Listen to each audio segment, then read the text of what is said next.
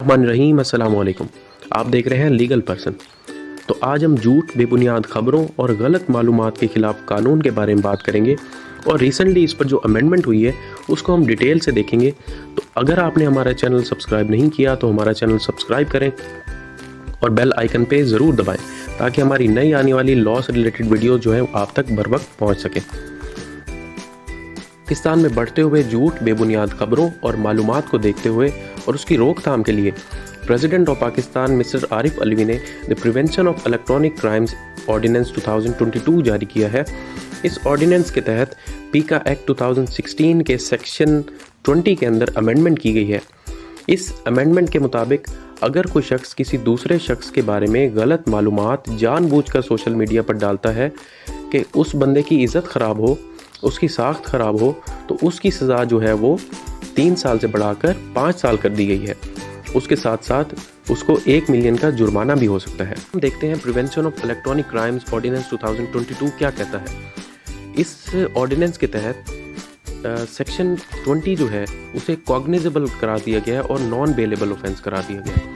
अगर कोई शख्स किसी दूसरे शख्स के बारे में गलत इन्फॉर्मेशन जो है सोशल मीडिया पर डालता है या किसी और प्लेटफॉर्म पर डालता है तो ये एक कॉग्निजेबल ऑफेंस है, काबिल दस्तअंदाजी जुर्म है और इसके अंदर बेल भी नहीं हो सकती। ऑर्डिनेंस के मुताबिक ट्रायल कोर्ट को टाइमलाइन दी गई है कि वो कितने टाइम पीरियड के अंदर केस का फैसला करते हैं, कितने टाइम पीरियड के अंदर केस को डिस्पोज करते हैं।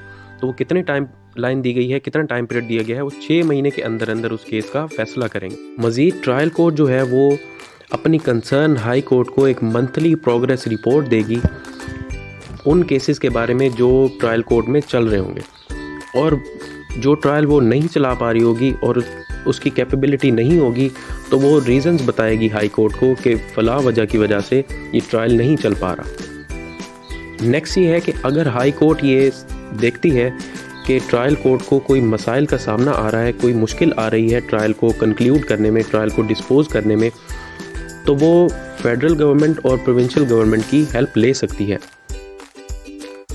इस अमेंडमेंट में ये कहा गया है कि अगर कोई प्रिजाइडिंग ऑफिसर मतलब जज या कोई और फंक्शनरी कोर्ट के अंदर जो अमला होता है उसमें से कोई जो है वो रिस्पॉन्सिबल है डिले के लिए, मतलब डिले कॉज करता है या उस केस को निपटने से रोकता है, डिस्पोज ऑफ करने से रोकता है, हर्डल कॉज करता है, तो हाई कोर्ट उसके खिलाफ डिसिप्लिनरी एक्शन ले सकती है उस प्रिजाइडिंग ऑफिसर के खिलाफ और उस फंक्शनरी के खिलाफ।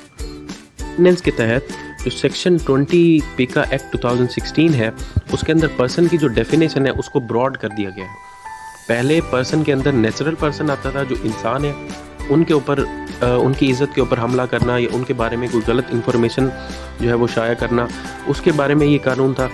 अब जो है इसको अमेंड करके पर्सन की डेफिनेशन को क्या कर दिया, वाइड कर दिया गया। इसके अंदर कंपनी, एसोसिएशन या कोई भी इनकॉर्पोरेशन या कोई भी ऐसा इदारा जिसे गवर्नमेंट ऑफ पाकिस्तान ये लॉ के मुताबिक एक इदारा है, उसके पर्सन की डेफिनेशन के अंदर शामिल कर दिए गए हैं। तो कोई भी इंसान या कोई भी कंपनी या कोई भी इदारे के ख़िलाफ़ कोई गलत इन्फॉर्मेशन सोशल मीडिया पर शाया करता है और तो उसकी सज़ा जो है 3 साल से बढ़ाकर 5 साल कर दी गई और साथ में 1 मिलियन जुर्माना भी है। तो ये पाकिस्तान गवर्नमेंट की तरफ से एक बहुत बड़ा इनिशिएटिव है। पाकिस्तान में बढ़ते हुए बेबुनियाद खबरें, बेबुनियाद मालूमात और बेबुनियाद इल्ज़ामात जो लगाए जाते हैं लोगों की तरफ से किसी सेलिब्रिटी पर, किसी इदारे पर, किसी जजेस पर या किसी अथॉरिटी पर, तो इसको रोकने के लिए एक बहुत बड़ा इनिशिएटिव है प्रेसिडेंट पाकिस्तान की तरफ से। तो होपफुली ये इनिशिएटिव जो है ये फ्रूटफुल साबित होगा